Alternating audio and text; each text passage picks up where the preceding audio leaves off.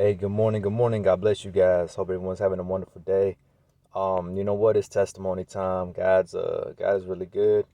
Sometimes we don't realize, even in the little things, God looks out, He's there. And I had something happen to me recently. And I want to share it with you guys because it really blessed my heart. As you guys know, I do building maintenance. I've been with the company a while. And some of the people I know, and you know how that goes. Sometimes you want to go the extra mile for some people and stuff like that. So one of the nurses asked me to. There was a fridge in her doctor's office that had a lot of ice buildup in there. So me, in not so genius form, decided to take a chisel to it and see if I could break that ice up. Some of you may guessed it. I hit a line, and basically all of the freon and everything, the refrigerant, escaped. And once you do that, at the end of the day, you just ruin the fridge. So, needless to say, I felt horrible. I was like, "Oh my goodness, what was I thinking?"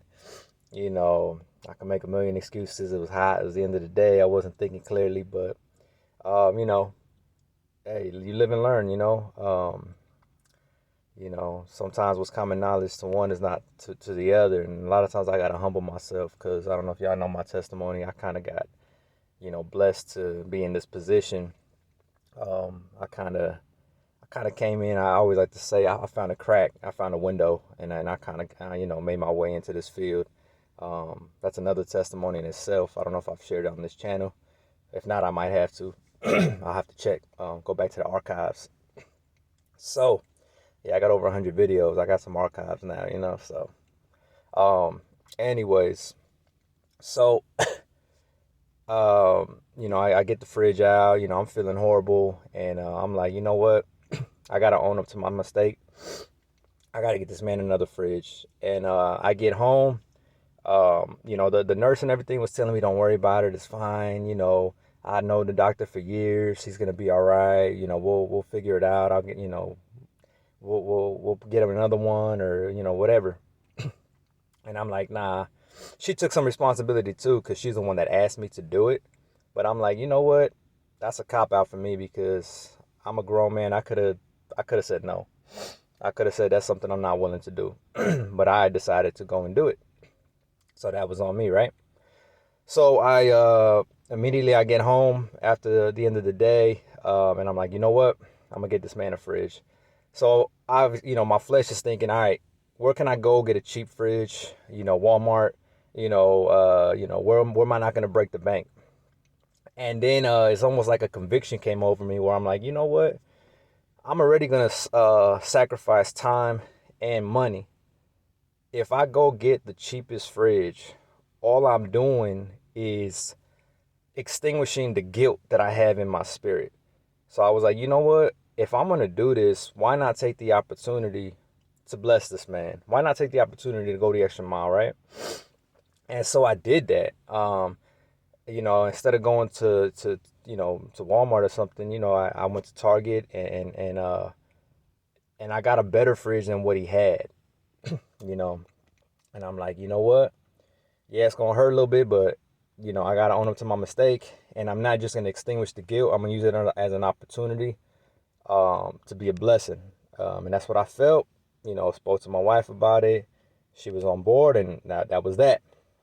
So I go to Target, get the fridge, put it in the car, and the reason I went right after work is because I'm thinking I need to get this fridge immediately because I don't want this guy to go and buy one.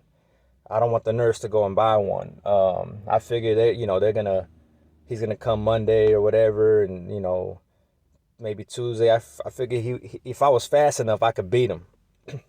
So that was my thought process. So I get the fridge, load it up, take it to work. The nurse happened to take that day off, which was a Friday when I bought the fridge. So I'm like, you know what? I'll set it up because I had it leaning on its side. So I'm like, let me set it up. I won't plug it in. I'll just take it out the box, set it up, and then when he comes on Monday, that'll be a whole weekend. It'll have been standing there. Then he can hook it up, and we good to go. Tuesday comes or Monday comes, and I get a call, hey Ray, what did you get a fridge? And I told you not to do that. And I'm like, hey, it's all good, you know, I had to own up to mine and I, and that's it.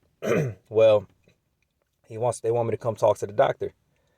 I come to the doctor and he tells me, hey Ray, open that closet. I open the closet, there's a fridge in there. That's where it gets amazing. So uh there's a fridge in there. I guess he had come on Saturday. He forgot the keys to his office. So he ended up putting the fridge in the closet. So when I show up, um, what was it?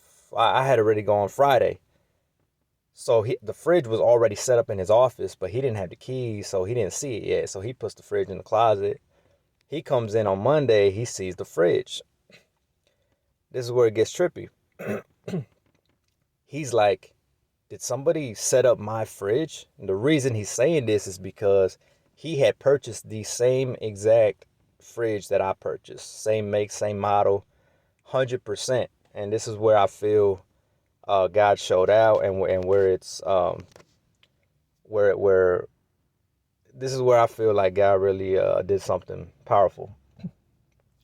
So when I bought the fridge,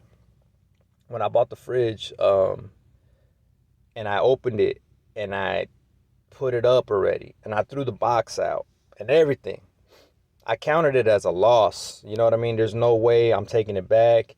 I already got rid of the box. I already got rid of everything. I still had the receipt, but I wasn't saving boxes and stuff because I wasn't anticipating that I was gonna get it back. You know what I mean? I was anticipating it as a loss. It is what it is. So I'm gonna try to make it dang quick. I'm sorry, guys. It's just a powerful testimony. I don't want to get too long winded, but so I count it as a loss and set it up and everything, and then the doctor buys a fridge. He's quick on it, and then he tells me, Ray, that fridge was getting old. The one that he basically, when I put that chisel to it, I just kind of put the nail in the coffin on a fridge that was already on its way out, right?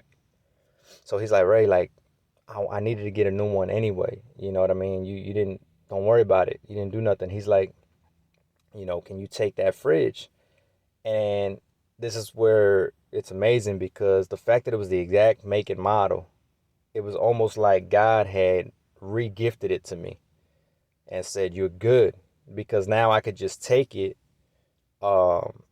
take my receipt, and it's the same exact fridge. I won't have any problems. They don't know that it's not the exact same fridge. It's the same make and model. So it's the same fridge, basically, right? And I just took that as powerful, I actually got that boy right here. Right here. I don't know if, you can tell, but that's how the testimony's not a fraud. This is some real stuff right here. And, God will move in the little things that we think are little.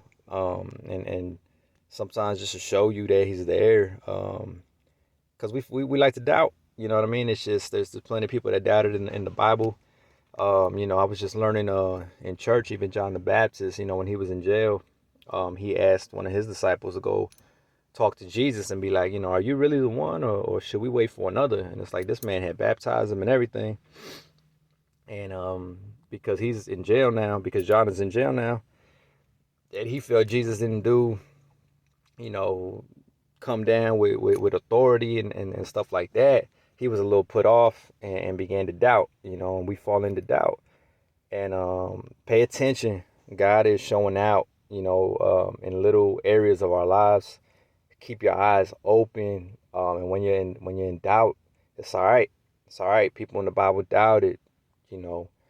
John the Baptist doubted. Peter doubted. Walking on water. Gideon doubted. Moses, he wanted to take Aaron. He's like, what am I gonna say?